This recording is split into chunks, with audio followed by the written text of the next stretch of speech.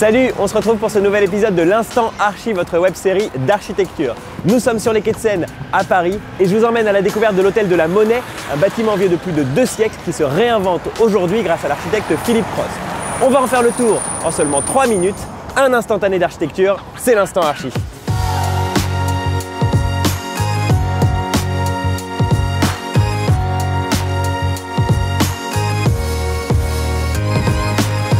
Nous sommes dans la cour d'honneur de la Monnaie de Paris. Autour de nous, un musée, une boutique, un restaurant et un café, mais aussi, encore aujourd'hui, de nombreux ateliers de fabrication.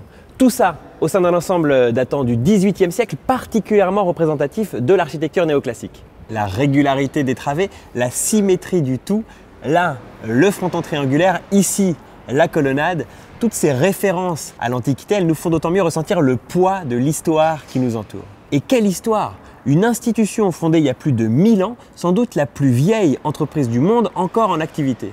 Installée depuis 1775 dans ce bâtiment qui a connu entre-temps beaucoup de transformations. Alors après 2 siècles et demi, il fallait remettre un petit peu d'ordre ici. Retrouver la lisibilité de l'architecture d'origine tout en l'adaptant aux usages d'aujourd'hui, et ça se passe par là. Le maître mot de la réhabilitation menée par l'architecte Philippe Prost, c'est l'ouverture. L'ouverture depuis la rue d'abord.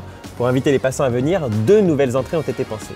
Et afin de permettre la promenade de l'une à l'autre de ces entrées, il a fallu aussi réaménager les différentes cours qui les relient, les vider de tous les ajouts qu'elles avaient subis dans le but de retrouver une circulation facile d'un point à l'autre de l'édifice.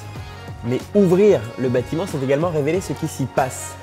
Le travail du métal au cœur de l'activité de la Monnaie de Paris, on le retrouve directement dans le vocabulaire architectural mis en place par Philippe Prost. Il s'en sert pour bien différencier ses interventions contemporaines de la construction d'origine de l'architecte Jacques-Denis Antoine. Du métal qui contraste avec la pierre. On en trouve notamment dans l'ancienne fonderie, désormais transformée en boutique. L'architecte y conserve la vieille cheminée qu'il réinterprète en puits de lumière. Mais surtout du métal perforé, à l'image de ces planches desquelles sont extraites les flancs. Vous savez, ce sont les ronds de métal que l'on décore pour former les médailles et les monnaies.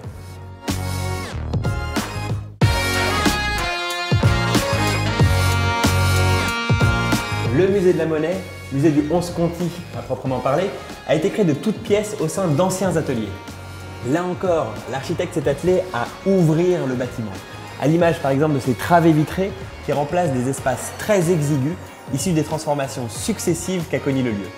À l'image également des vues offertes aux visiteurs depuis le musée vers certains ateliers en activité de la Monnaie de Paris.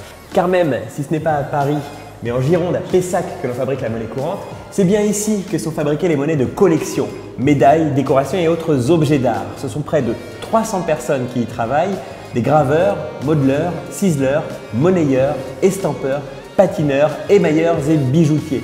Autant de métiers d'art qu'il s'agissait de montrer et de valoriser.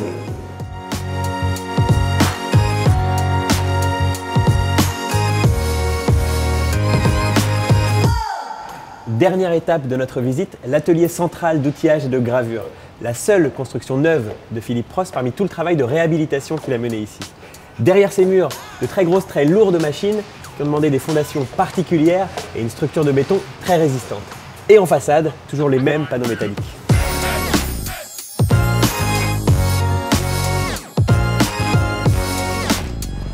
Cette partie du site n'est pas ouverte au public.